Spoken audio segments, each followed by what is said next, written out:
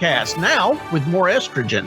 Joining us once again is Sandra, don't confuse me with Sandra Locke Swindle. Oh, God. That's right. So, Albert. Yeah. What do you want to talk about? You tell me. You don't want to have us to watch movies and read a bunch of books. Oh, my God.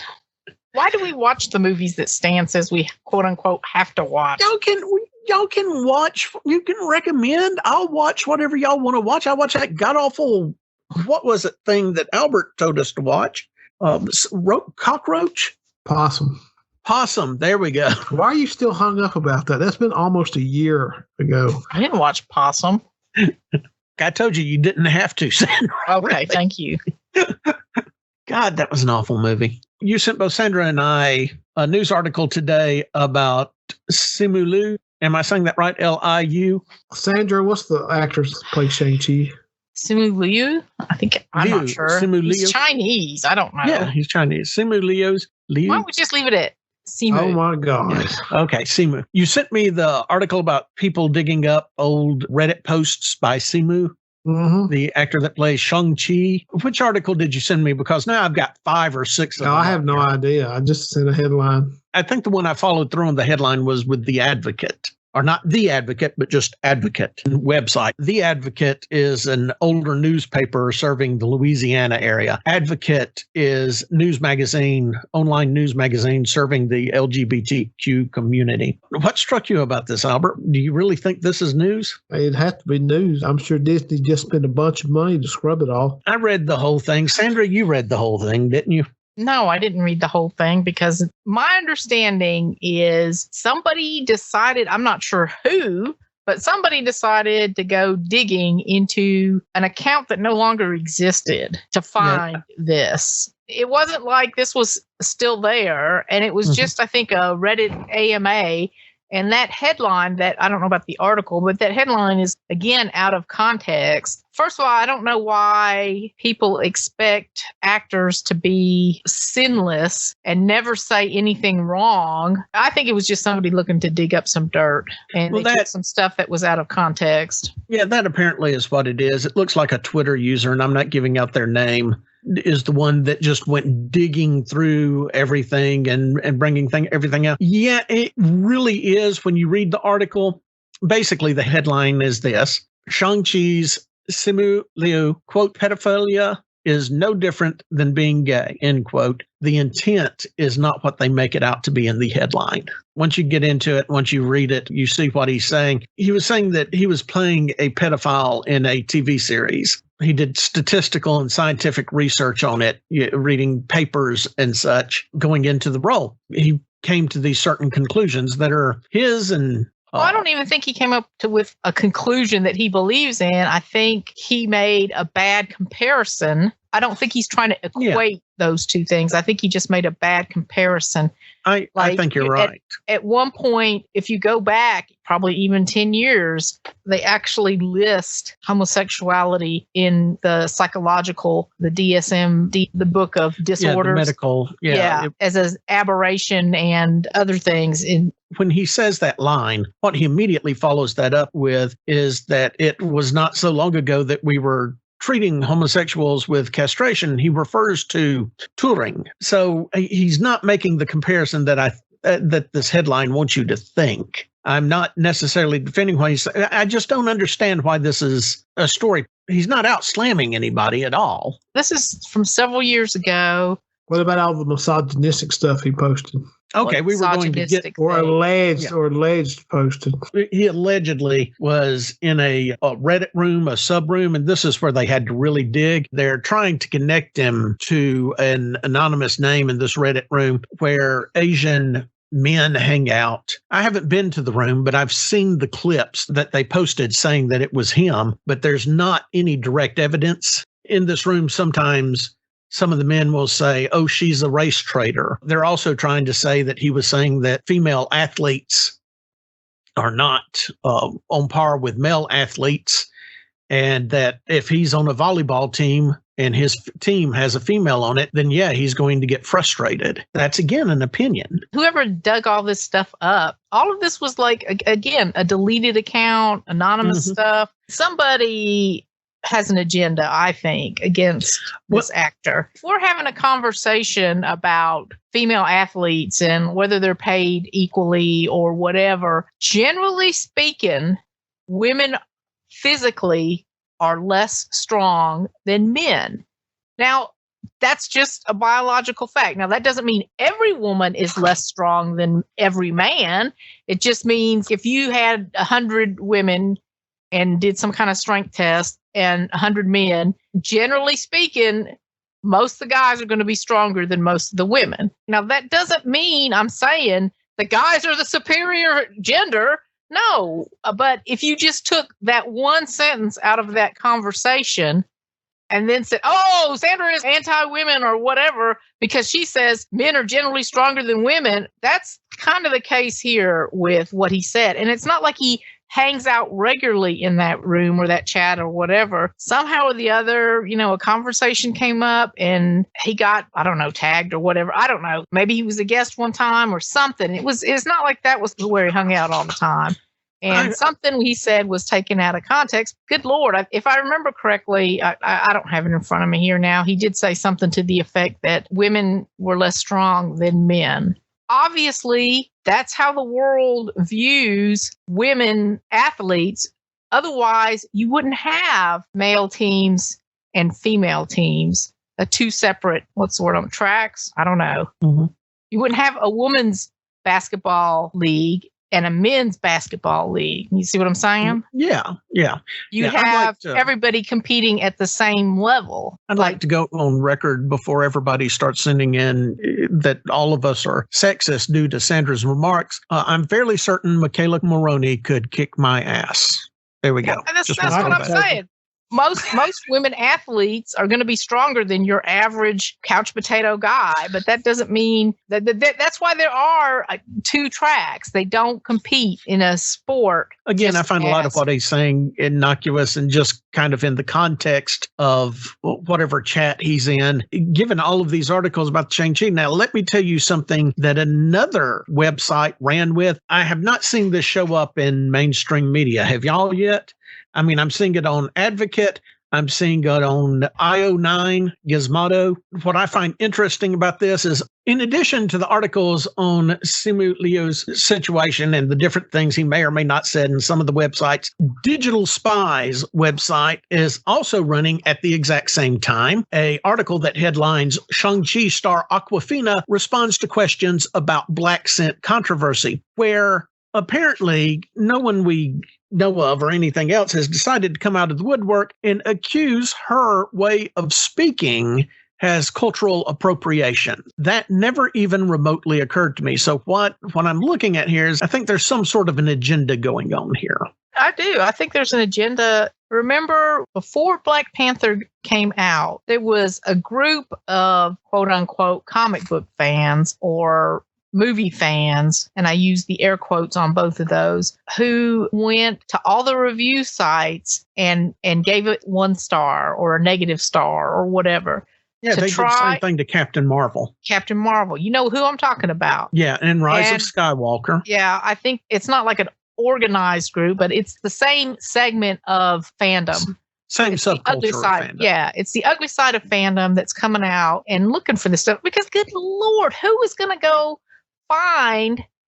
I mean, why would you even go start digging around in a deleted account? And I'll tell you what, this is the other thing is, this is why I don't want to say celebrities and the creators and artists and stuff, I don't even know why they're even on Twitter or any social media, because Lord have mercy, you just can't say anything. The Twitter account that started all this got the trans flag colors across the Shang-Chi logo, has a picture of female Loki in their profile with the trans flag colors across her cheek and so on and so forth. And this is the individual that has been posting all that. And again, I'm not giving out the name or anything there. I'm not a believer in giving attention to people that seem to be craving it, except for Jennifer Lawrence. I'm a big supporter of giving her attention. So, isn't she going to have a kid? Don't run, I have so little, Sandra. Just, okay. I'm sorry. I just vaguely remember seeing that flash across something. This is weird stuff. This is hardly Weinstein. This is hardly... No, and seriously. This is almost the same level as Gina Carrera, except Gina Carrera has It's been... not Carrera. Gina Cara. No. This is about the same level as the Gina Carano situation, except that Gina Carano had been warned a couple of times on set. I don't think it's the same because the whole thing where he made the comment about homosexuals, I don't want to say he was on a press tour, but as a young actor, you're trying to get people to pay attention to what you're doing. You know what I'm saying? Yeah. I don't want to say that you're giving interviews or whatever, or you're going on Reddit AMAs or whatever. Whereas I think Gina was more, this is my political views and I'm going to express it as much as I want to. And if you don't like it, screw you. Yeah. I don't think they quite correspond because this is not something that he was constantly harping on, so to speak. He was doing, I hate to say press because it wasn't official press, but he was trying to get the word out about this piece of work that he had done. And this was a while ago. Yeah. This was like early on in his acting career. He's responded to this and he said, Twitter is a slanderous place sometimes and it feels good to shut down trolls and bad faith actors who want to drag your name through the mud. Just a reminder that I do not ever advocate for anything other than positivity, positive culture pride, positive iterations of Asian masculinity and femininity. That means we don't put each other down. Direct your frustration at the system that did this to all of us. And his disclaimer is, and this is what I think is important, if you dig back far enough, I'm sure you'll find a more immature version of me who gave in to anger and hate. It doesn't make me a hypocrite. It makes me a human being. Mentalities evolve. We shift and we grow. And I want us to all grow the right way. It sounds reasonable to me. I'm hard pressed to find if he's dissing somebody in here and they can't come up with a statement of him pointing at a Asian female in particular and calling them a race traitor or anything like that. They're just saying that he was in a group. Yeah. That linked itself to that. And I said, like, there's a segment. I said, I think this was somebody that has an agenda, but that goes for both the left and right. There is a segment of fans who I think are, let's just say, anti-inclusivity. And then there's a segment of fans that are overreacting to everything about inclusivity. Albert, you brought this up. What do you think? Nothing really. You stinker. Y'all sit there been rambling about it for 30 minutes. You just sent that text out so you didn't have to say anything for the first part of the program. Thanks, Albert. Yeah, really. Thanks, Albert. All in all, I'm not overly concerned with this. There are rumors that Gina Carano is probably coming back to The Mandalorian. I think all that's going to come of this is we'll have forgotten it by Shang-Chi too. We'll forget about it in 2 weeks. Yeah, it's a nothing burger, really. Yeah, we'll forget about it when Dune and Spider-Man and everything else starts hitting. Yeah, this really is. I mean, somebody is stretching, but for the fact that they came out with that article about, okay, well, we got Simu Liu. What can we do to Aquafina? Well, heck, they're already started on Tenoch Huerta. I don't even know what... The guy's Twitter is in Spanish. I don't know what he's saying, but people are Google translating his posts and then... That's always a safe bet. Yeah, and then immediately calling him, oh, he's racist. Oh, he's misogynistic. Oh, he's this, he's that. Seriously? It seems that most of the people that are going out there are people that have a lot of time on their hands. I know. I was like, geez. I'm not condoning anybody being racist or anything else, but a lot of they're beginning to really stretch credulity on a lot of these things. Yeah. And it really looks a little more organized. For the record, I did do a little quick research into who owned what concerning where the articles come out. Digital Spy, the Aquafina article is owned by Hearst Corporation, founded by William Randolph Hearst, who was the basis for the movie Citizen Kane. If you've never seen that, go and watch it. It's a semi-documentary of Orson Welles' point of view concerning William Randolph Hearst, one of the richest newspaper publishers, media publishers of all time, one of the most influential. Hearst also, interestingly enough, had the policy that if someone needed to be fired within his organization, it was the failure of himself as management for not finding the proper place for that individual within his company. He's a complicated guy.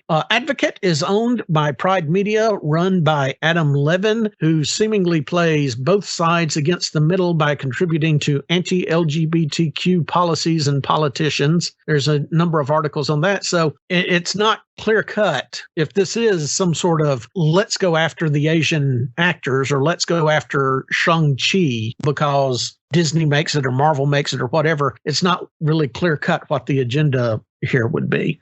It may just be a bunch of people that got bored and decided, you know what, I'm going to take down Shang-Chi. Because he's brought in $320 million without the Chinese box office so far. Mm-hmm. So I don't know what to say. We should use our energy toward better things. Yes. Speaking of better things, we got a lot of mail. Are y'all ready for mail? Yes, mail. First off, Jan, Kim, Leo, Shuri Gal, William, and a couple of others wanted to wish Sandra well and hope she felt better with her back problems.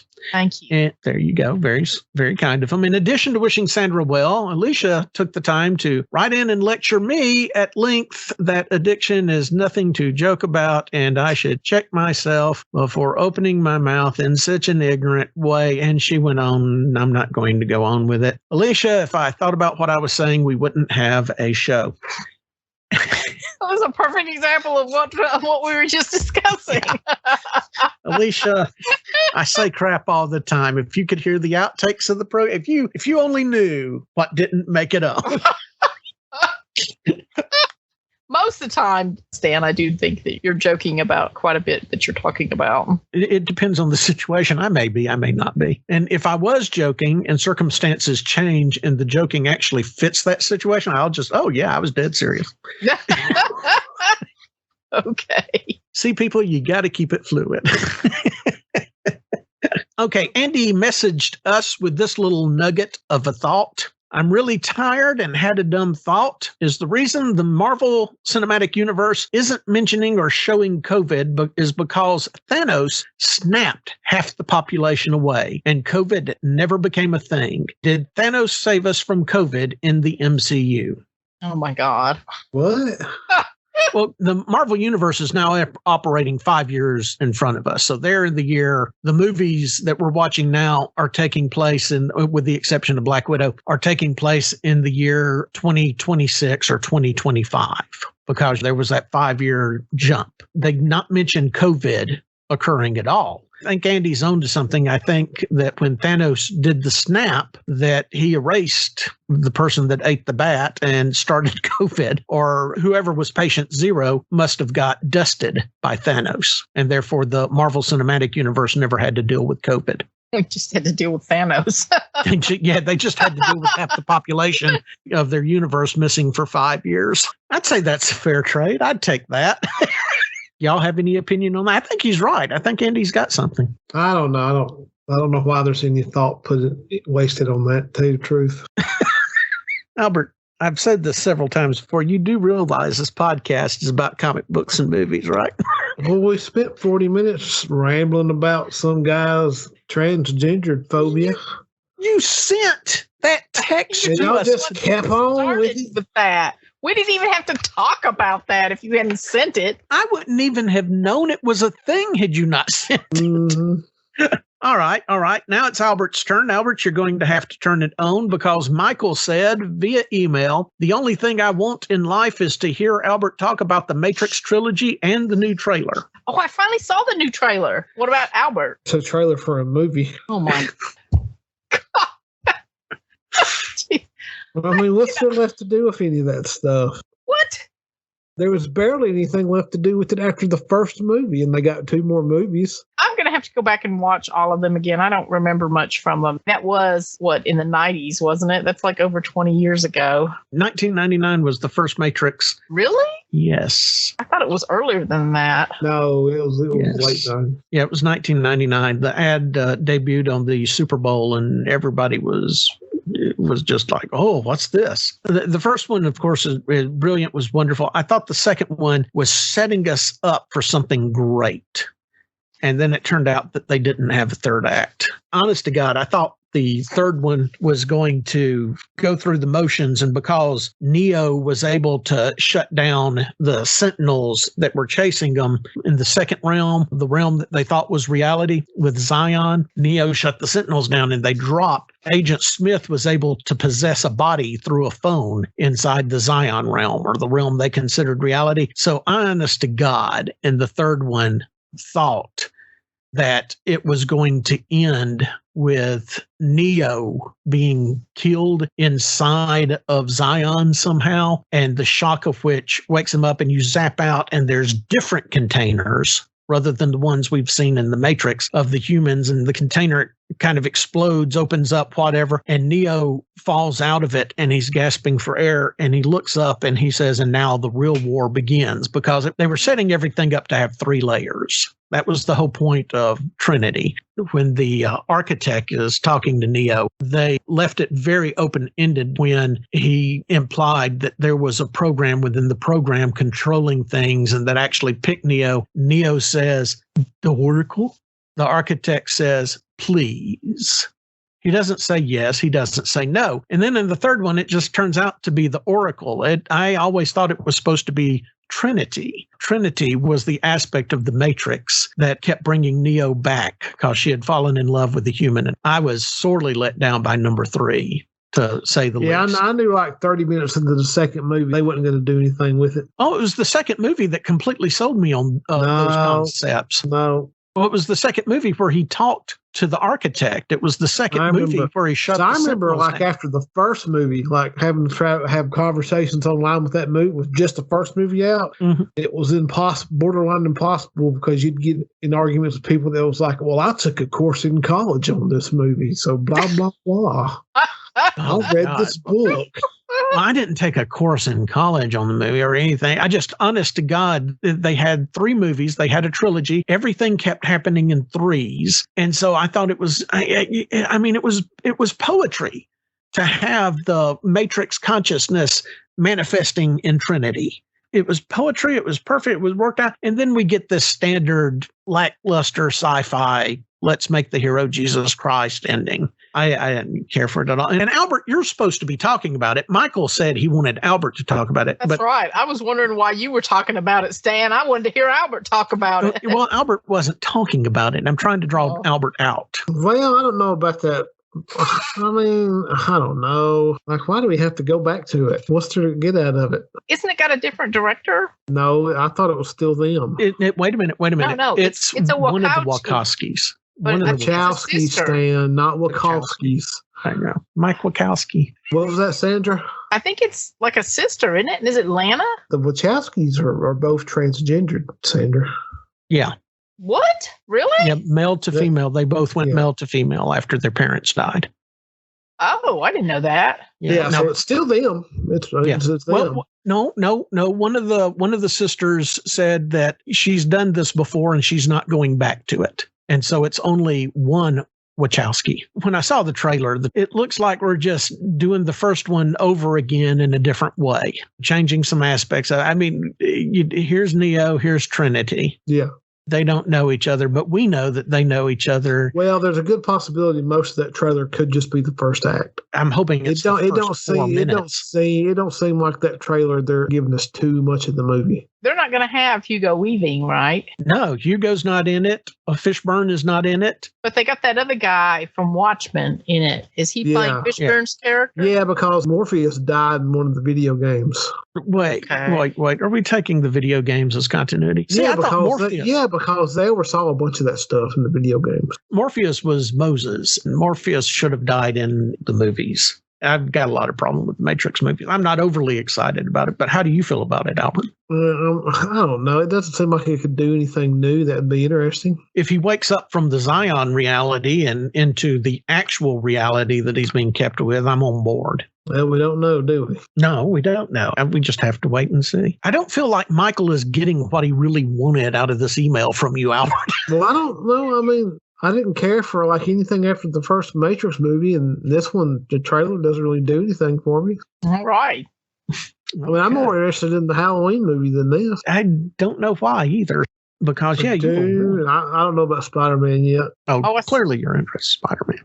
I did watch some of the back stuff for Dune, so now I'm even more excited about watching the back stuff. What's the back stuff? Clips and trailers and people talking about their characters and it's a bunch of sand. Yeah. No. Sand and heroin. The sand doesn't pop up and start talking. No, the actors are talking about their characters. Thank you very much. I went from somewhat optimistic and hopeful for Doom to I can't wait till it falls flat on its face now because of their smart-ass director. Oh, yeah.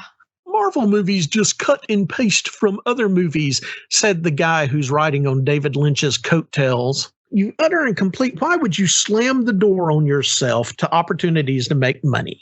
He don't need their money. Yeah, and he is after the failure of Doom.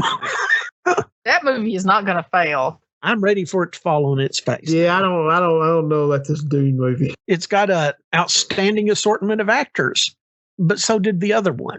Plus, it had Sting in the Speedo. That's right. They're not even going to introduce Fade Ruatha in this one. I'm disappointed about that. That's what I heard. Fade is not showing up in this one. No. Yeah. I don't even know who they could get to play Fade Ruatha. Justin Bieber. Oh my God. I think I just threw up. Lord. Talk about a horrible analogy. Sting and Justin Bieber. Lord have mercy. They said Machine Gun Kelly to play him. They said, do you want, what's his name? Fade Ruatha? Fade Ruatha. Do you want Fade Ruatha to show up in this? No. We need more sand. More sand. More sand and blue heroin. I was kind of iffy. Remember, we had this conversation last time, Albert, about the director because I was not impressed with The Arrival. I'm looking forward to what I'm seeing here. I don't think Fade Ruatha is in here. No, he's not. Mm-mm. It ends with Pretty Boy teaming up. Now he's like the weak link for me here. Yeah, I'm gonna have to see some of the movies with him, but Lord have mercy, he is like I could break him with my little pinky. It's going to end with him finding his way to the Sand Witches and them having their heroin party, and that's it. The next one will be the ones that are coming in, the other empire that's coming in, trying to lean on them, that wipe them out and everything. Okay, Cody chimed in on Facebook regarding the last podcast where Albert said something awkward about Gambit and Gambit fans. Cody had this to say: "Hey, I'm a Gambit fan." Good for you, Cody. First step on the road to recovery is admitting you have a problem. Albert, you want to respond to Cody being a Gambit fan? You don't even remember that. Do you even listen to the podcast? Yes, I do. You said the only thing worse than Gambit are Gambit's fans. Ain't no lie either. Well, Cody, I'm sticking by what I said. I wish. The only thing worse than Gambit fans are Rogue fans. God, don't you? Albert, Lord have mercy. I'm sticking by my guns, Cody. I wish Dr. Doom had just blown Gambit's head off the moment he opened his mouth. Hey, you, what's up? That boom. Let me just say that I know where a lot of these Rogue and Gambit fans are coming from the cartoon that came out in the night. Was it the 90s? Mm-hmm. You know, the 90s, I've completely forgotten. You know, I need to watch that and find that must really be some amazing cartoons to have spawned so many Rogue and Gambit fans. Their nostalgic value is high. Yeah.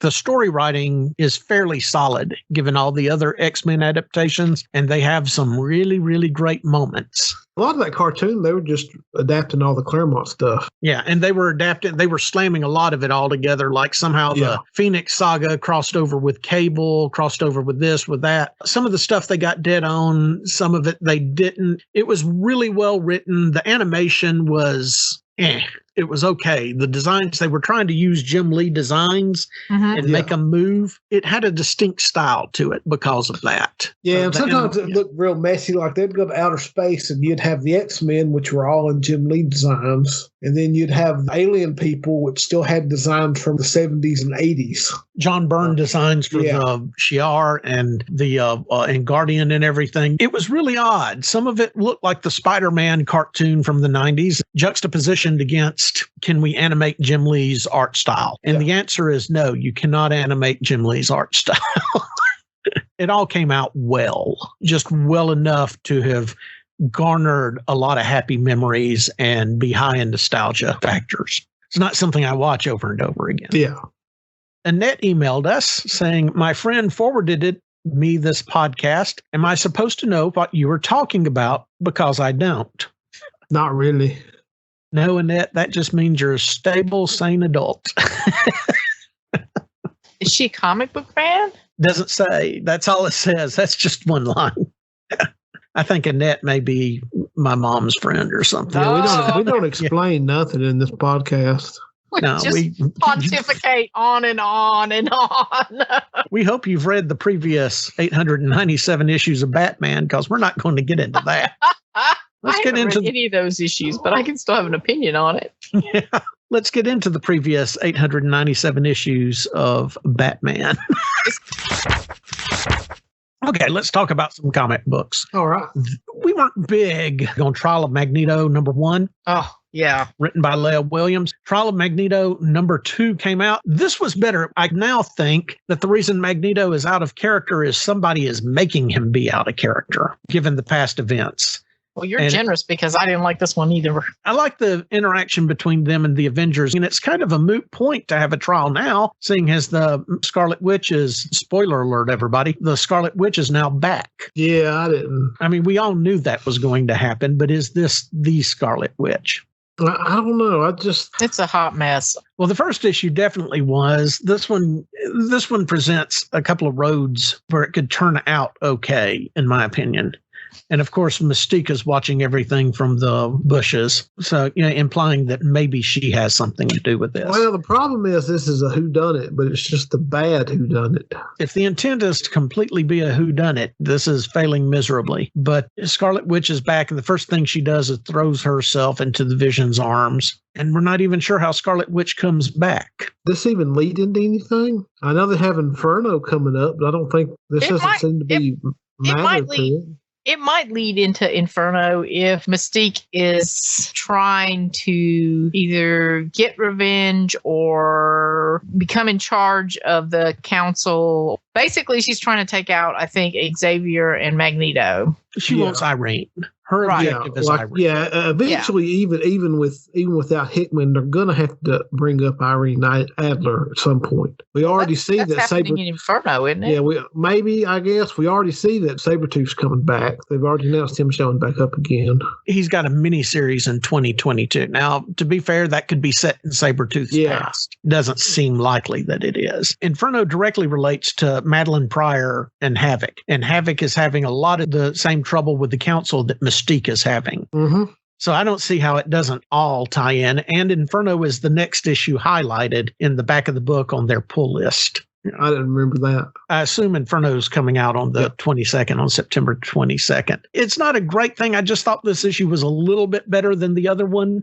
Captain America had a nice little speech in there. So again, I think Leah Williams was looking at a manual how to make Captain America talk. It wasn't anything grandiose. I'm not knocking Leah Williams. I've liked some of her other stuff, but I'm still saying browse Trial of Magneto. It's not necessarily something I'm overly excited about. I'm going to say for now to shelve it. I guess you kind of have to browse it because you're going to have to keep up with things. Part of it is to, I think, also fix this stuff that Bendis did to Wanda with House of M. Make her, I guess, a usable character with the X books again. What's happened to that character is so strange to me. Well, a lot of people complain that this goes back into the men don't know how to write strong women thing. Dark Phoenix, Scarlet Witch, the John Byrne Scarlet Witch situation in West Coast Avengers, the Wasp, and the Bendis writing Scarlet Witch. I saw an article written by a female comic writer saying that when they're writing women or superpowered women going through something emotional, they write it as though they're writing about their greatest fear about women PMSing. But see, the flip side of that is that a lot of these women writers don't do anything with women characters. Like they're borderline flawless. Now, that's a danger, too. And they don't go through any character arcs or anything in their books because they're all these socially aware, perfect beings that don't do anything. I never considered the Dark Phoenix saga in that light, and I still don't. I still don't see it because the Dark Phoenix saga was much more of a story about a human with ultimate power, ultimate corruption, and dealing with that, and Jean Grey being at the center of it. I can see their point with John Byrne's interpretation of Sue Storm. Remember, Sandra, when Sue got in the BDSM outfit and attacked the Fantastic Four? Mm-hmm. I can see it with the Scarlet Witch in the West Coast Avengers. But I don't see it in the Dark Phoenix saga. And I think the reason that I see a difference there is Chris Claremont, whereas John Byrne wrote the other two by himself. Claremont, the Dark Phoenix saga kind of falls into that in that, well, when it was written, I will say that's the case, but... Yeah, but we're comparing how old's the Dark Phoenix saga now? Oh my gosh, it's like in the 80s. It was written in the early 80s years. It started in the late 70s and ran through, she supposedly died in 1982. Well, I guess the reason why the Dark Phoenix saga gets slammed is because it goes back to the ideal that women can't wield ultimate power or power. But they do that with every character in comic books. Does Superman go crazy? He has, yes. He doesn't wield ultimate power, though. Really? He's not Phoenix level power. Not the way the Phoenix was put on him. No. To be fair here, Sandra, you got to consider the original story arc for where Claremont thought the Phoenix was going to go. They wanted to make Jean Thor level powerful. And they had even written a script where she fights Thor to a standstill. And Jim Shooter said, no woman is fighting Thor to a standstill. Don't be ridiculous. They had another script where she fought Silver Surfer to a standstill. And Jim Shooter, no, stop screwing around. No woman is going to rival Thor or the Silver Surfer. Stop this crap. And so what they did instead was they took Fire Lord, who had battled and won against Thor just recently, and they had her just trash Fire Lord.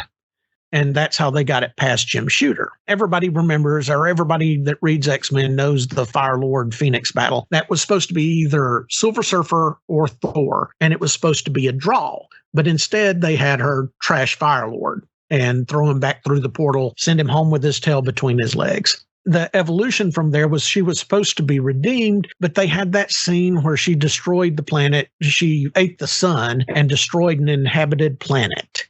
Shooter was right on this one. They were going to have her lobotomized and redeemed by the Shi'ar. She was going to live. And Shooter, whereas I completely disagree with Shooter on a lot of things, he was right on this. He said, you cannot have any character wipe out a planet of billions, knowingly absorbing their star and get away with it. And so Claremont thought he was calling Shooter's bluff by writing The Death of Phoenix, where Phoenix, and we know it's the Phoenix entity and not Jean, but all matters and purposes, Jean commits suicide in the blue area of the moon, sacrificing herself. And Shooter said, yeah, he approved that. That kind of shocked Claremont and Byrne, but they went ahead with it because, boy, this was going to have major ramifications because at the time, characters weren't dying and returning on a regular basis. As a matter of fact, I don't think any characters had really died up to that point. Not many of them. And now it's a revolving door, as we see here, where Scarlet Witch got killed at the end of the Hellfire Gala. And now here she is at the end of the Trial of Magneto #2. I forgot what the point was here. Powerful women been written like they're a danger. Yes. But they do write guys like that, too. They wrote Professor Xavier like that. They write everybody like that. Yeah. I don't think so. Did you read the West Coast Avengers stuff that Byrne did with Scarlet Witch? Either of you? Yeah, A a long long time time ago. ago. Probably about 20 years ago at this point. There's a scene where she's got all of the West Coast, where Scarlet Witch has all the West Coast Avengers suspended, and she's going to go join her father, Magneto. She tells them all where they failed her in multiple ways when she was of a good humor. And this is after Vision has been completely deconstructed and destroyed. And she walks up to Wonder Man, and it's off screen, but it's implied that she does something to Wonder Man. She hurts Wonder Man's groin area. No, we've never had the equivalent scene of a male doing something like that. And given that the majority of your comic book readers, especially at that time, were young males, that definitely would cause an impression. Neither of you remember that scene? No, I don't remember that. And I'm not saying it don't exist. I'm sure it exists. I know it exists. I just, apparently that made more of an impression on me than it did y'all. So... Well, I know that there was problems with Ern's run on that. We were talking about him and Sue and Malice, and him and Jean and the Hellfire Club, and obviously there's some stuff going on there.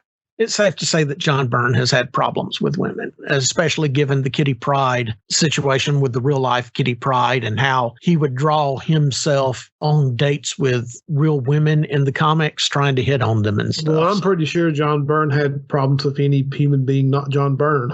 Okay. So on Trial of Magneto, Albert's saying shelve it. Sandra and I are saying pull it, because not pull it. Sandra and I are saying browse it. Yeah, because you got to keep up with the X-Men stuff. But I'm unenthusiastic about it still, even though I think number 2's better than number 1. I had higher hopes for it. Let's put it that way. The Last Annihilation, Wakanda one-shot, Orphans of the Empire, written by Evan Narcisse and German Peralta as the artist.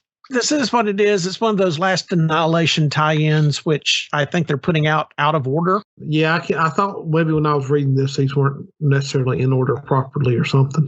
Yeah, this is kind of a scheduling. I could be wrong. I think something's out of whack. No, something is out of whack. In Wakanda, we are way into a situation that's referencing other situations that I haven't read yet or seen pass in front of me. And we've been reading Guardians of the Galaxy and the one shot with Hulkling. We know where it fits. We know that this is occurring. We just didn't know it had gotten that far. And Sandra, did you read the Wakanda one shot? No. No, of course not. Okay.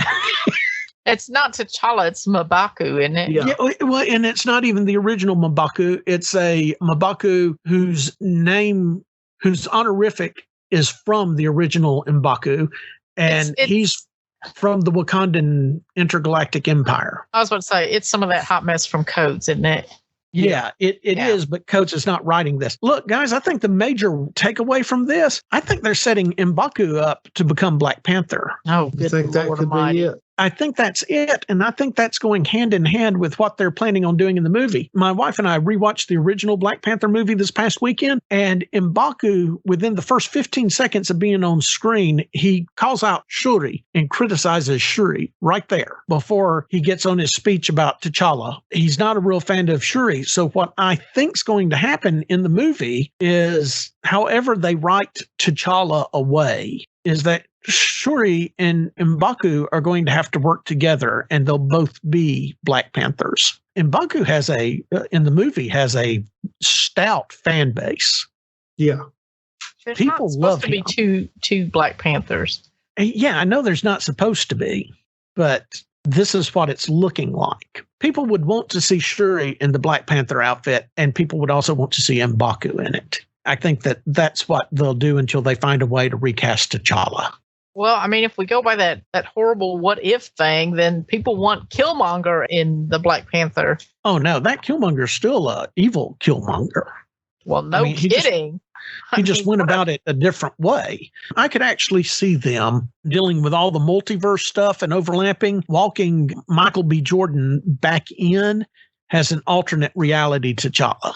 No, I mean, there's an easy out. You could just say he came back for everybody else, got snapped out. What do you mean? Did T'Challa not have control of the gauntlet or the gems at one point in that movie? He ran with them. He didn't have them on his hand. Okay, well, he could have brought them back then. Brought what back? Oh, brought Killmonger back? No, they're not going to. You don't want that Killmonger back because he's not learned a lesson. I'm saying that they could use Michael B. Jordan from an alternate reality, saying that in reality 10, he is T'Challa.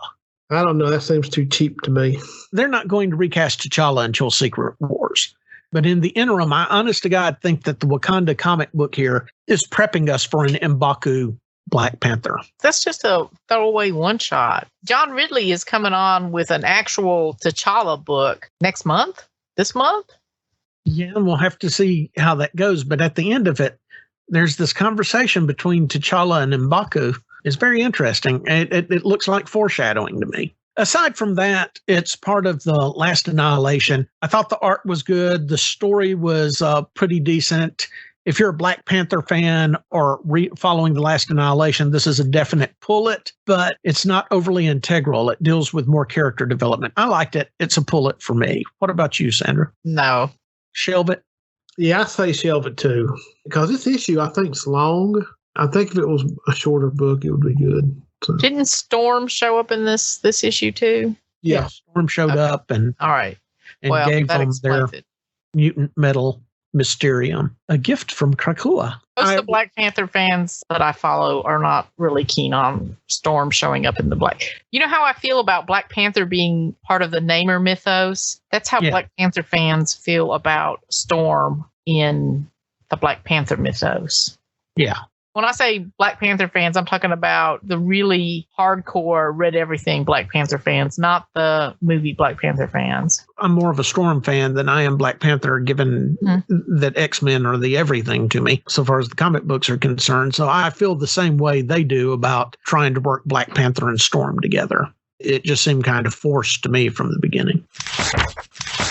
Fantastic Four, issue number 35, their 60th anniversary celebration. And, well, what'd y'all think about this? The overall issue I liked. The problem I had was that it wasn't necessarily Romita Jr.'s art. It was just how much of him they used in the book. Every time they did one of the Kang stories, they should have got a different artist for it. Well, they had a different inker for it. That was part of the issue. Well, I didn't care too much for just being Romita Jr. the whole time. But the overall, as a Kang thing, I sort of liked it. Yeah, but it's not supposed to be a Kang thing. It's supposed to be a Fantastic Four thing. Well, it really was. The moment Scion walked in, didn't you think, oh, there's Reed? Not really. I did. I'm sorry. Well, I mean, it's just a play on that Batman episode. Almost got him. Oh, that may be where I thought of it from. I didn't think of that. I just think that when you're asking people to pay $10 for a 60th anniversary issue about the Fantastic Four, then I don't want to see the Fantastic Four chopped up by different Kangs. I think it was more focused on Kang than the Fantastic Four. Well, I'll give you that. Yes, it definitely was. So far as John Romita Jr.'s artwork's concerned, was this not far superior to what he was doing in Superman? Yeah. This is like classic Romita Jr. Whereas in Superman, dear God, it almost looked like it was being done with a Sharpie. And with Sandra, this was more of a Kang story. And I don't know if Dan Slott is under directive that you should use Kang in here because Kang is going to be the big Phase 4 baddie or whatever. This could have been so much more. I mean, I imagine so. I mean, Lord, there's two Kangs. There's this and the Kang book this week. I don't know. I just felt like this was for $10. I didn't feel it was worth that because we got that big old Kang story done by, as you said, Johnny Romita Jr., who, it was better than Superman and some of the other stuff I've seen him, but that's not saying a whole lot. And then we had a 2-page, short by, can't even remember the guy's name, that I guess was amusing. I didn't find it that amusing, but other people have. And then another origin story told by Mark Waid, and with beautiful art by Paul Renaud.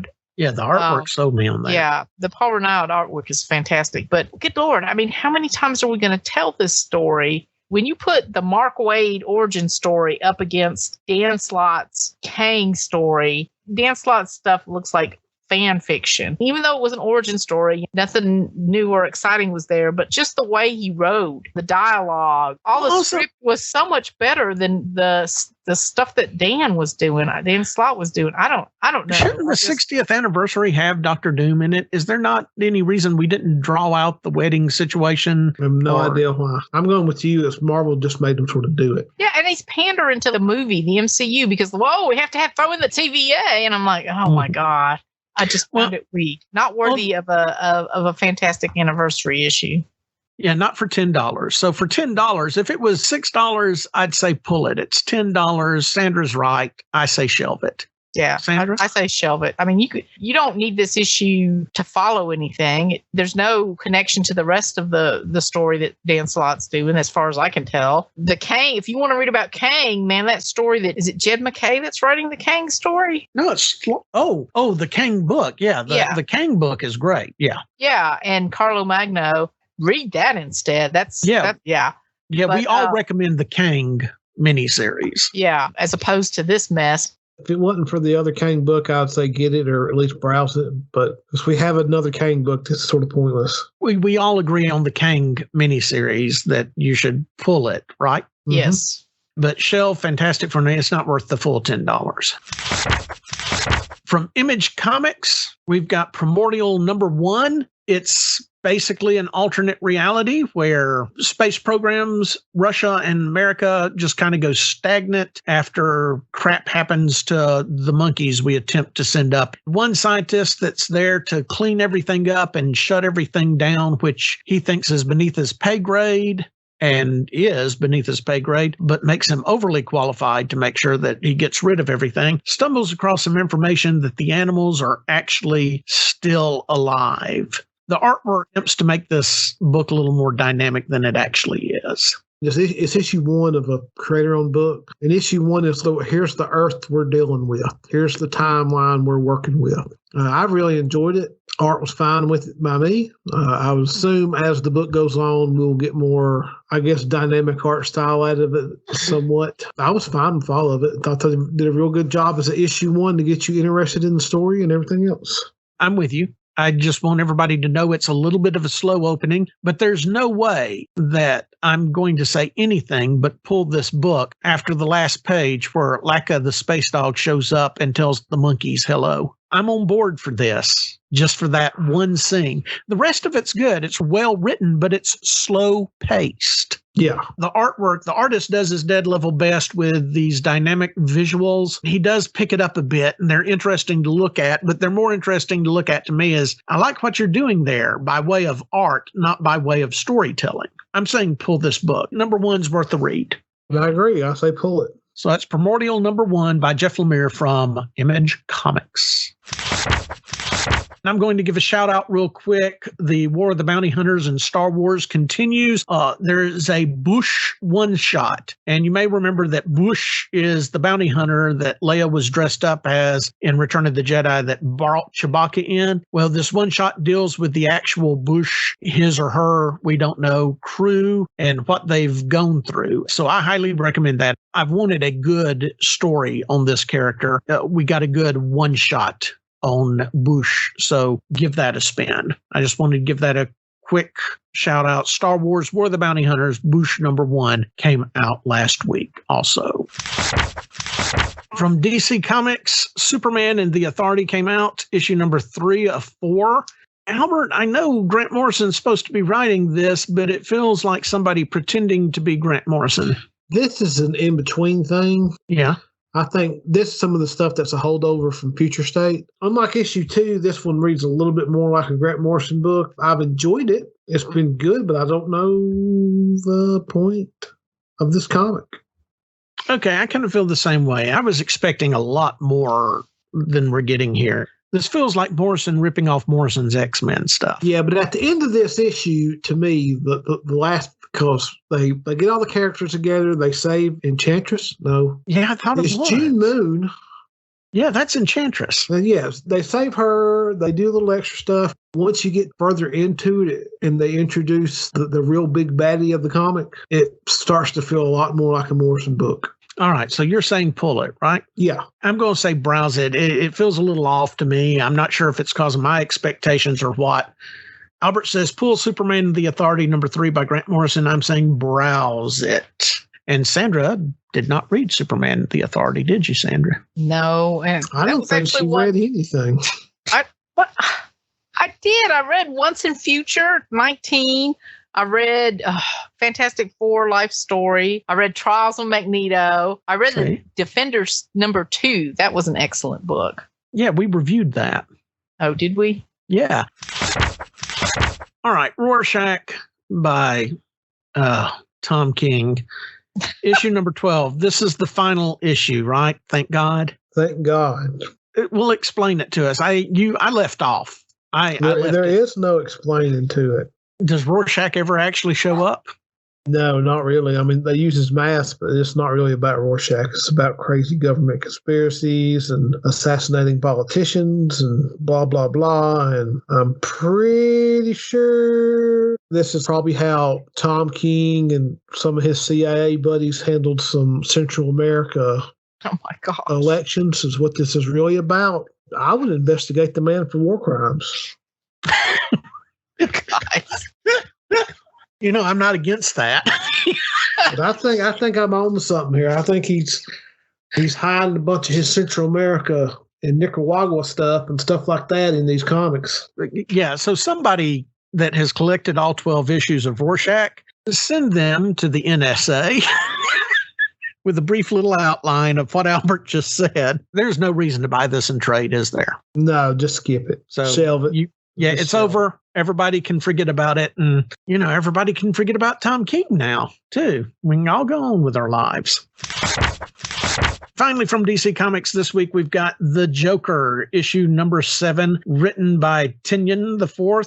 I like that this is, I guess, the first issue of a new art, so it's not quite as energetic as the previous issues, but it's still real good. We'll still really like it. That was something I thought. I thought, okay, we're losing momentum here. Yeah. I don't necessarily think this is something that needs to have a new story arc. I'd like for them to conclude the situation between Commissioner Gordon and the Joker. It's not bad. It's not bad at all. It lost some of the momentum of the previous 6 issues. Yeah. It's a new arc, but it's also a little bit more of for it being the same writer and artist team, and really, I guess you could say the same major story. It is. Yeah, we haven't completely resolved it. We've just changed locations. It seems a little bit too much of a hard stop and start between issues. I agree. I would rather this had just melded right over a little better with the previous 6 issues. I'm still saying pull it. I agree. After all that, I still say pull it. I don't doubt it'll pick back up here and probably just even the next issue. As an aside, did you note that there was 15 DC superhero books released, out of which 9 were Batman books? No, I don't doubt it. Now, I'm counting the Joker, the 2 Joker books, and there's a Pennyworth book Pennyworth, too. yeah, and Pennyworth is Batman. Yeah, 9 Batman family books. Well, the thing is, people keep buying them. They're just going to keep making them. Well, of course they are. I just hate that it's all Batman all the time. I'd like Hal Jordan back, and I like what they've been doing with Wally West. And I hate the idea that they're following the future state stories on the main Batman book and the Superman book. I think they need to get rid of that. But that was just an aside on it. I wish the Discovery thing would be moving at a quicker pace. I want to see what happens when Discovery comes in. And that wraps it up for DC Comics previous week. Now for DC Comics this week, the week of September 22nd, 2021. We're going to group 3 of the comic books together because they're all part of this Fear State Batman series. That's going to be Catwoman, number 35, written by Ram V. Nightwing, number 84. Nightwing, number 84, written by Tom Taylor. And, of course, Batman, number 113, written by James Tynion. This continues the concepts and ideas from Future State, and I really, really loathe Future State. This seems like it's taking that Future State stuff and just sort of throwing it underneath the bus at the end of it.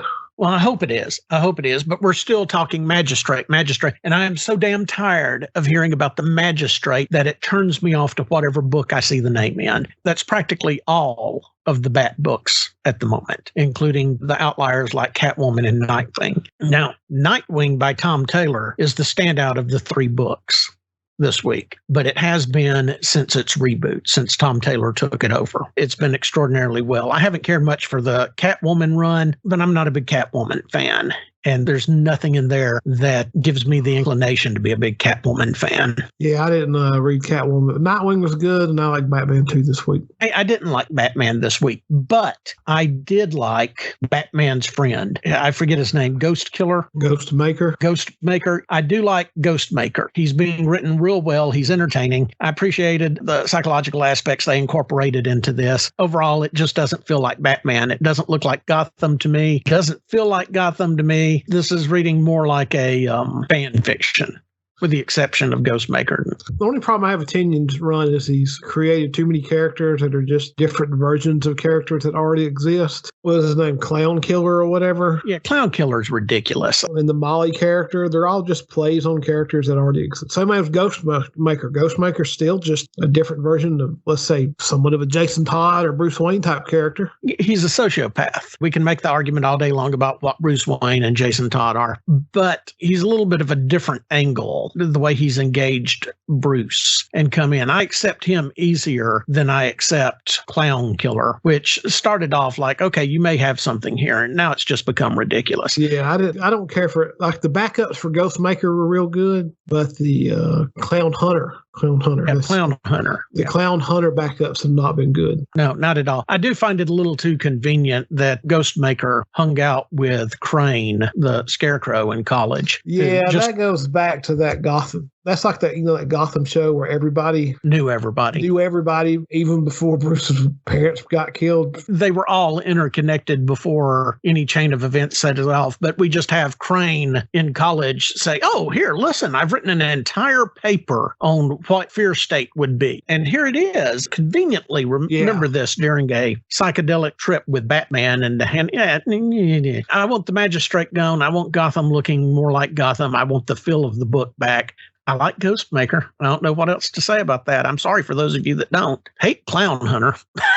What do you think of Scarecrow's redesign? I'm fine with it because it's not straight from the Injustice games, but it's more like that than anything. It's a cross between that and in that first Michael Keaton Batman movie when Arliss, is that who it was? Arliss and Vicky, the guy played Arliss. Yeah. Him and Vicky Vale were looking at those armors, and Arliss said one of them was like King of the Wicker People. Yeah. It's that armor crossed with the Injustice armor. Well, when you can't see that's a straw hat, when he's in shadow and the hat's all black, he looks like Morpheus from issue 1 of Sandman. I still like his design well enough. Yeah, and it's his design. It's still Crane underneath all the get up. I just think the magistrate situation has got to go. Well, it seems like that's what they're doing. They're getting rid of all of it. I'm hoping so. As for Catwoman, it's Fear State, but it's Fear State with Catwoman's section of Gotham, which is called what? The Sandbox? No, Alleytown. Yeah. Is that what it's called? Yeah, it is what it's called. It is called Alleytown. I knew it was called Alleytown. I just threw the sandbox thing in there for fun. And everybody's leaving Catwoman, and Catwoman's hurt, and the art's okay in it. I still just don't like the story. You still can't make me care about this. She's not an engaging character. Yeah, I just skipped it. I didn't. As for Nightwing, Nightwing ends up getting involved in Fear State, and the way he does it is him and Bruce team up, and that's it. Really doesn't have anything to do with the Catwoman book or the Batman book. Nightwing plunges headfirst into Gotham to go help Bruce, and it's touching, and it's entertaining, and it's everything Tom Taylor has led us to come to expect from him on the Nightwing run. I'm enjoying this book like crazy now. I look forward to this book. Yeah, this issue's fine. I mean, it's not really heavy-handed or anything. Yeah. It's just a standard tie-in issue, and they give Barbara a new Batgirl costume at the end, and that's about it. I mean, if you're reading Nightwing, it's not really going to distract you from anything in it, and it's pretty well put together for what it is. Nice character moment between Barbara and Dick and Bruce and Dick. Shelve Catwoman. Okay, I agree with that. You said you didn't read. Pull Nightwing. I'm going to say browse Batman. I'm going to say pull Nightwing and Batman. Okay. Because I really liked the Batman issue. I thought it was outside of the Ghostmaker knowing who Crane thing is. Yeah. And him happened to know Crane right when he was talking about that Fear State stuff and writing a paper on it. That's too much, even for a comic book almost. Like you're just asking your reader to buy too much coincidence in that. Outside of that, I thought it was a great issue. Yeah, you're straining credulity with that, but that's not my problem with it. It's the mentions of the magistrate. I'm just not going to feel good about Batman until the magistrate thing is over and done and future state is far behind us. Don't get me wrong. I love Tynion. I think he's a great writer. I hate that he's leaving the Batman book. Also, at the same time, if he takes the magistrate with him, I'll be okay with that. Batman, the Detective, issue number 5, Tom Taylor, writer, same Tom Taylor from Nightwing. So to me, this is still a no-brainer. Alternate reality, we don't have to worry about anything. It's an older Batman. It's entertaining. It's a really great Batman book. I agree. Just a solid, as a Batman story, it does a great job being a Batman story. Andy Kubert art in it. It's great. It's a nice setup. Has a very different feel while still feeling like a Batman book to you. I would like it if this was the main Batman book. Yeah, I'd be okay with that. Or if it was ongoing in its own situation. Yeah.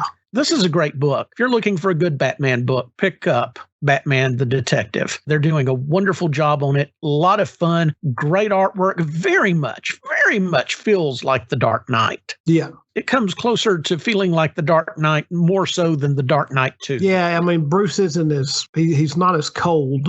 Pissy. He's not as pissy. Yeah, I mean, he's not quite as, he's still Batman, and he's a little bit older, but he's not like a jerk or anything in it. All right, so we both say pull Batman the Detective number 5. Absolutely. That's an outstanding Batman book. Teenage Mutant Ninja Turtles, The Last Ronin, issue number 5, the penultimate issue. Again, for those of you that listen, you know I'm not a turtle fan. And when I say I'm not a fan of, that means I don't go out of my way to watch the movies or look at what they got going or necessarily read the regular books more than check in on them every so often. This is an exception to the rule. This is their magnum opus, and they're doing a wonderful job with it across the board. Every one of these issues, even though I'm not steeped in turtle lore, easy to read, easy to pick up on, easy to recognize the nostalgic factors. Aside from that, it's a great story. It's a very touching story, a very deep characterization going on. I agree. I think Ninja Turtles has been around for so long that most people, let's say below the age of 50, or at least in Western culture, probably have a basic enough understanding of the Ninja Turtles, where as long as there's a turtle and there's a Shredder as a bad guy, that's really all you need for anyone to follow. Yeah, to go on. When you know the Turtles are the good guys and you know Shredder's the bad guys, and everything else, you can just work around it. This has been a very good story. I really like how they do the flashbacks with the Kevin Eastman art. Beautiful. Yeah, beautifully done. They really stand out very well. And when they do the flashback stuff with the more standard modern art compared to the future art, it does great. These are fairly thick issues. There's a lot of page counts of these things, so you get your money's worth out of it. Oh, definitely. I very much enjoyed all 5 issues of this. I'm looking forward to the conclusion. And this is something I'm even considering. Maybe I'll pick this up in hardback. Maybe I want this on my shelf. I don't have anything of Turtles on my shelf, but for the first time in their long drawn out history, I feel like this should go on the shelf next to the Absolute Watchmen, All-Star Superman, Avengers, JLA, and the hardcover Dark Phoenix saga. I can't say enough good things about it. It really. This is a great comic. Yeah. So definitely look into Teenage Mutant Ninja Turtles, The Last Ronin from IDW Comics, written and drawn by Eastman and Laird. Kevin Eastman and Laird. Yeah, there you go. Well, they're not what it is. It's the story is by Eastman, Laird, and Tom Waltz. There you go. The script is by Waltz and Eastman. Then you have layouts and artists. And there's a whole team that works on this book. But they're working in sync with each other. It's just a really good comic book. So we both suggest you pick it up, take a look at it. I'm saying pull it. I agree. The thing about Ninja Turtles, all they wear really is just a headband, a little mask, and pretty much a belt, what it amounts to. Yeah. I don't think they should ever be drawn without those things on, because Michelangelo, he's just walking around naked for the most part, even though they walk around naked all the time. He just looks weird. Yeah. There's no non-weird way in your mind to wear it. Like, simply because he doesn't have a belt and a mask on, well, he's just walking around naked, even though he always walks around naked.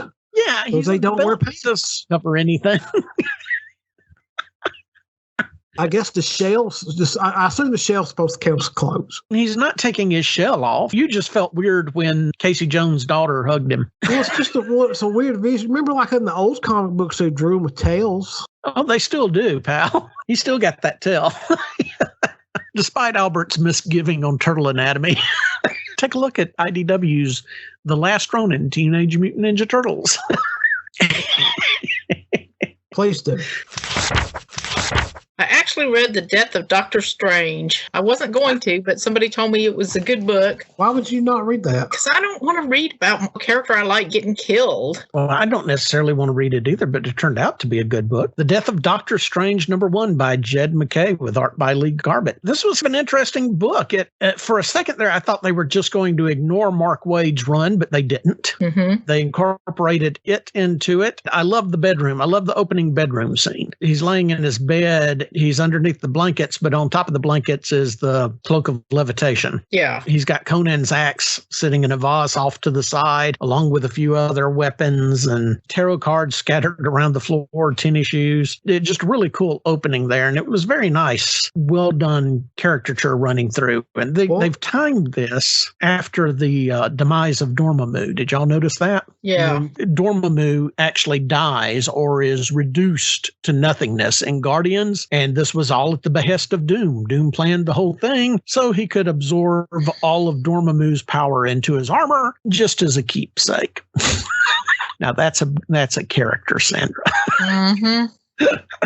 I've always loved the dog. The dialogue is great between Strange and his supporting cast, and you're just going through a typical day in the life of Stephen Strange, all right up until the end. Yeah, until he gets killed. It's just sort of a Tuesday. It's just a normal, like, hey, here's the jumping on point for Doctor Strange. And it's not Mordru. Mordru shows up to figure out who did it as well. The mystical shield that surrounds the Earth starts to collapse. And so the Avengers and everybody else are calling to see what happened to Doctor Strange, or where is he? He needs to stop this. And then we get the Steve Ditko Doctor Strange that just walks into the situation, into the present day situation from the past. What did you think of that?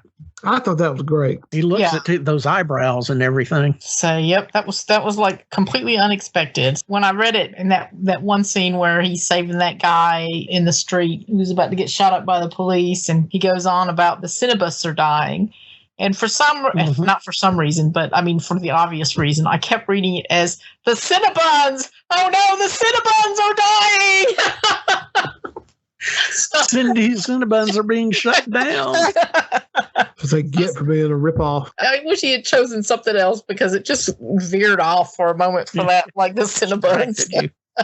With the ending, it's like, okay, all right, I could deal with this. But I was just like, why? Why would you do that? I know that when they quote unquote kill off these characters, that's not a permanent thing at Marvel. It was just really annoying. Did y'all notice that when he blacks out, he's whole, his body is whole, but when Wong, the little spirit dog, and Brother Voodoo get there, his hands are gone, or at least for sure one of his hands is gone, just replaced by a stream of blood flowing out of his sleeve. Had a knife in his chest, and his corpse is laying on the floor. His arm seems to be there because the sleeve is filled, but his hand is missing with blood flowing out of the sleeve. I remember that, but that was interesting to me.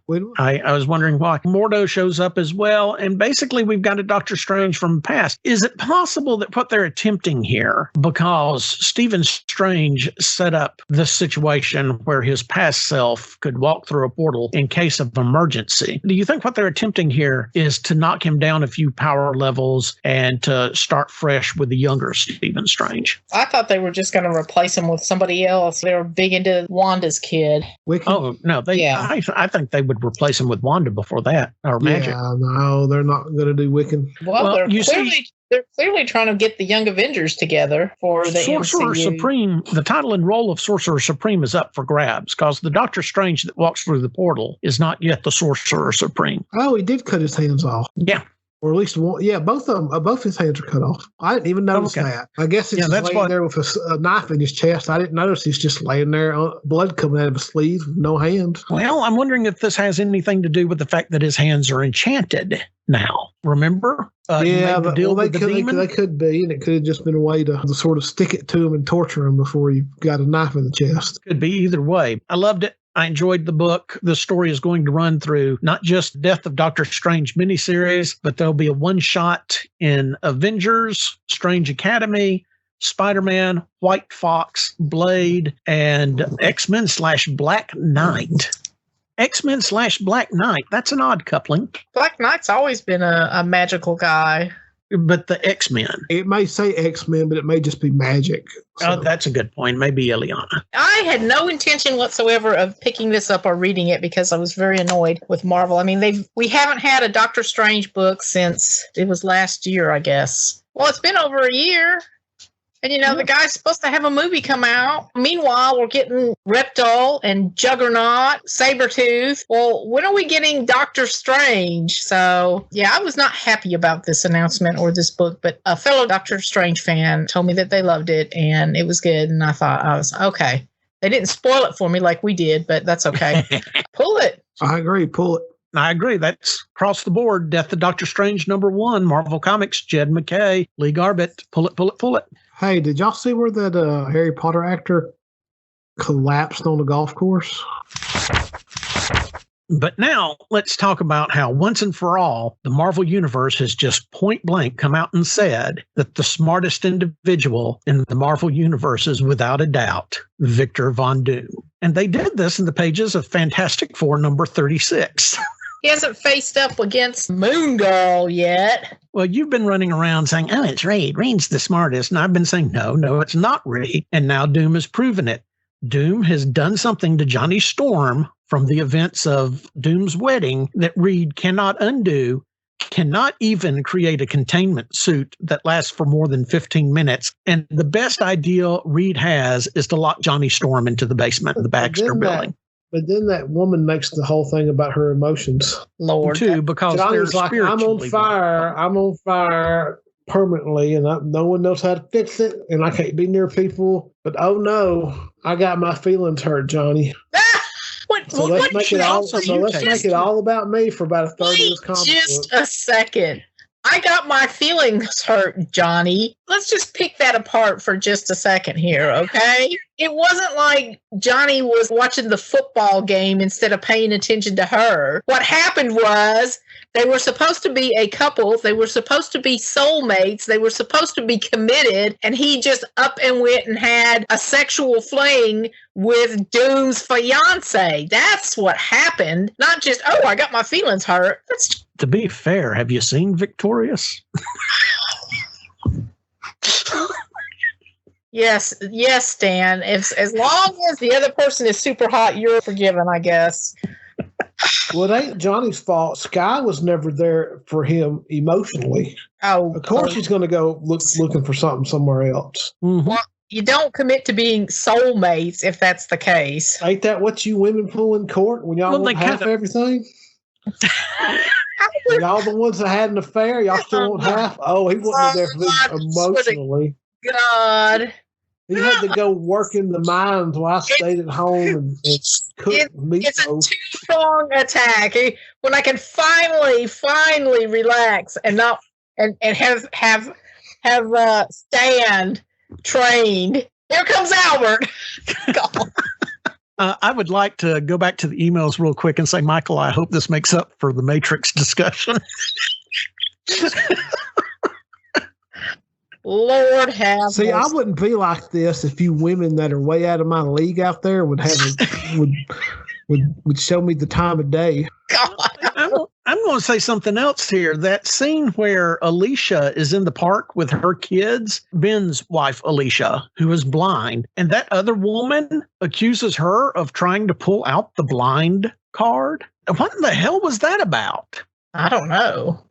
I never thought being a mom was going to be so challenging. And then this other woman in the park says, I swear, Alicia, if you pull out the blind card, and she says, no, it's because Joven and Nakala have very unique needs. You know, the two adopted kids are a Kree warrior and a Skrull child that were trained from infancy to be combatants. Yeah, you're looking at that wrong. That didn't, I didn't view that as her being like, that was just, I mean, as Rude and Alicia, I mean, that seems like two people that were just sort of having a friendly joke. Okay, all right. Then you've got that one panel where the same woman goes all demonic, and Alicia can't see it, but everything, the fence behind her turns bright red. The woman's neck goes out of whack, and her arms go upside down and creepy. She's asking, what about the grandparents? Do your kids get along with them? Alicia says, well, they haven't met Ben's Uncle Jake and Aunt Petunia in person yet, only over Zoom.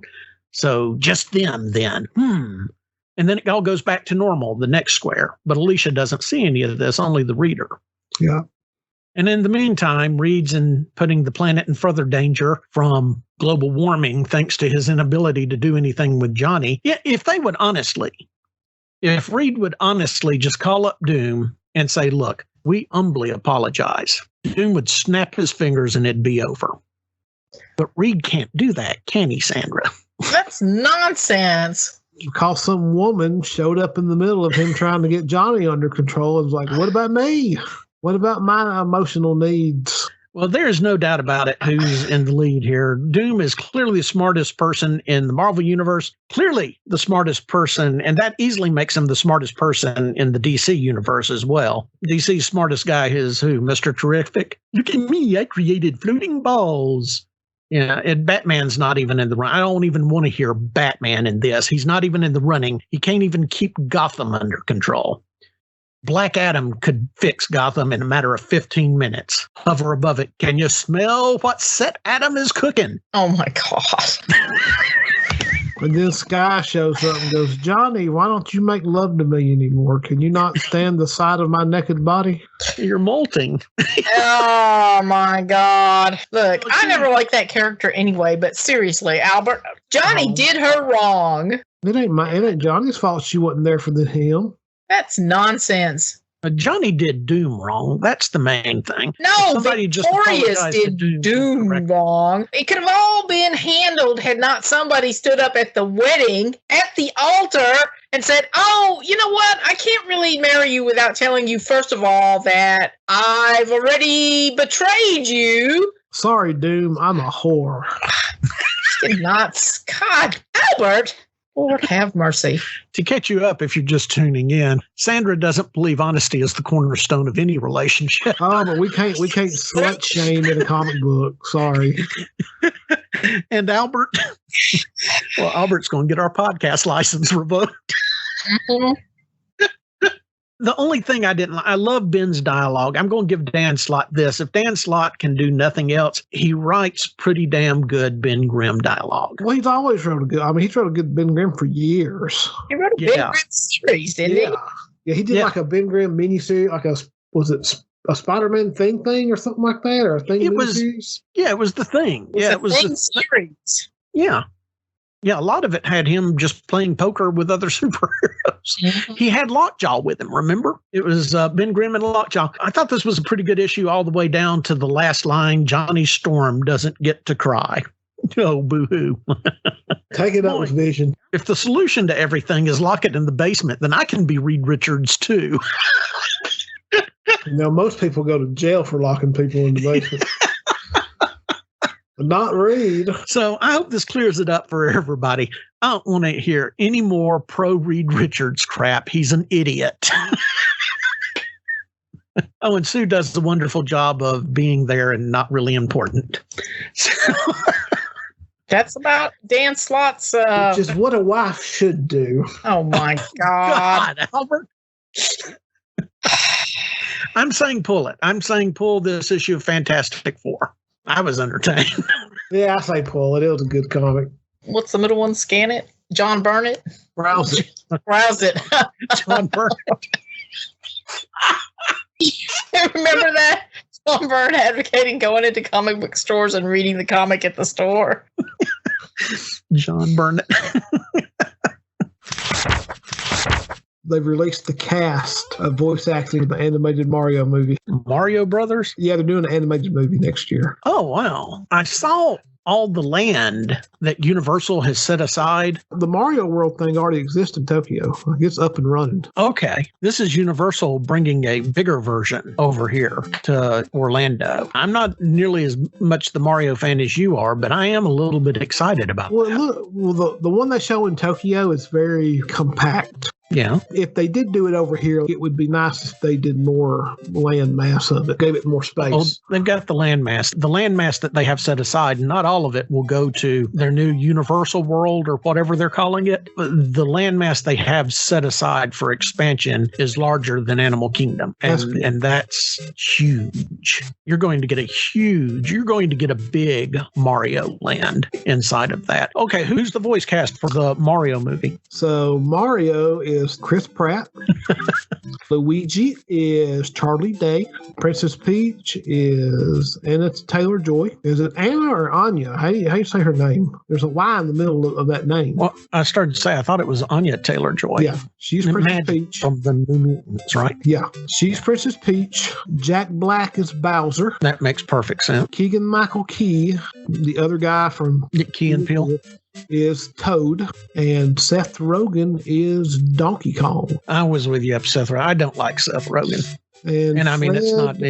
Fred Armisen is in it as Cranky Kong. Who is Cranky Kong? Cranky Kong is, if my lore is correct, Cranky Kong is the original Donkey Kong. In the modern day, what we consider Donkey Kong, like when you see him now, he just has a red neck on. That's Donkey Kong Jr. Oh, I think it's freaking Popeye. I think that's the actual proper lore. I think they always played it off that the Donkey Kong we know now is actually Donkey Kong Jr. grown up. I'll buy that. Yeah, I've noticed that whenever they get into a sticky situation with Mario lore, they just shut up. They don't necessarily attempt to go into explaining it. Nintendo originally put out a Popeye game. Yeah, I remember that old arcade Popeye game was them. Then they had to come up with something on the fly because they had a bunch of arcade machines made. They weren't set. It was like, I think, a submarine game of some sort, so they repurposed them, and out came Donkey Kong. Yeah, I can see that. I remember the Popeye game. You had Bluto at the top. He had Olive. Help, help.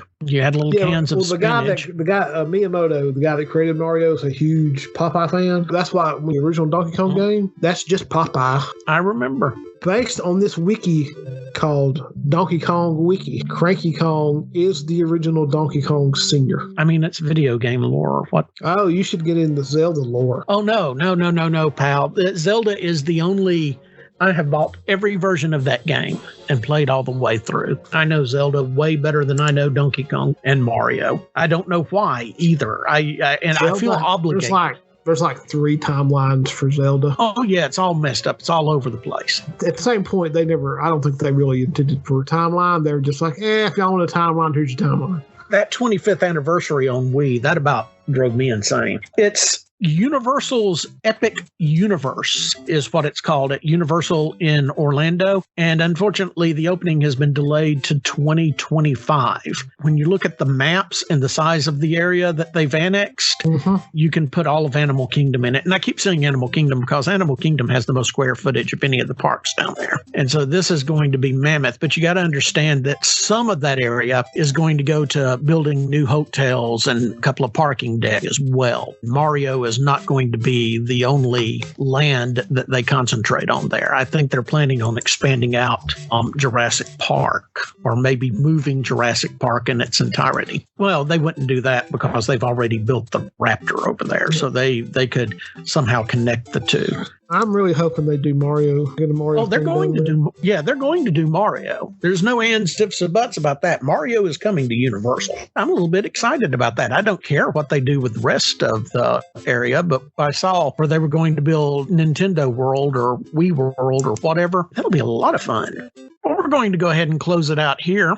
We'd like to thank, of course, our content contributors, and we'd like to thank, most importantly, you, the listeners. You continue to give us great numbers, be there for us. We appreciate it greatly. Thank you, thank you, thank you for listening. Share us with your friends, share us with your enemies, share us with your family members that you're no longer talking to for whatever reason. Just share us. Let us hear from you, continue to hear from you. KingdomCasts, that's KingdomCasts at gmail.com, KingdomComics at gmail.com. KingdomCasts.com, KingdomCasts and Kingdom Comics on Instagram, Facebook, and Twitter. So let us know what you're thinking. Love us, hate us, indifferent to us, love, hate, indifferent to the comic books or the What If series, or Star Wars Visions has just hit Disney Plus. And we didn't talk about that because we haven't had time to watch all of them, but we'll talk about that next week. So let us hear from you on that as well. Send us your email, your messages, wherever and whenever. We're open to hearing them all. So, Sandra, any final words? Well, keep an eye out for that Rick and Morty Mr. Nimbus comic. I don't know when it's coming out. That's what us Namer fans are reduced to. Speaking of alternate versions. If there's nothing to push on Namor, by God, we're going to push the pseudo Namor. Jeez. I don't know what Marvel is doing. I look at their solicitations and I'm like, where is my Namor book? Do you really think Reptile is going to sell better than Namor? Hell no. You don't know that. Yes, I do know that. No, you don't. I do. And it's time to stop lying to yourself. Let's look at the sales figures for Reptile and Namor, the King in Black Namor. I'll tell you which one did better. Albert, do you have any final thoughts? Yeah, I've been working on my ventriloquism act. Your ventriloquism act. Yep. In fact, I've been doing it this whole podcast. I have not moved my lips one time. Jeez. And none of y'all can prove different. I've got to go take a headache powder. All right. Tell them good night. Good night, everybody. Good night, everybody. We'll talk to you soon.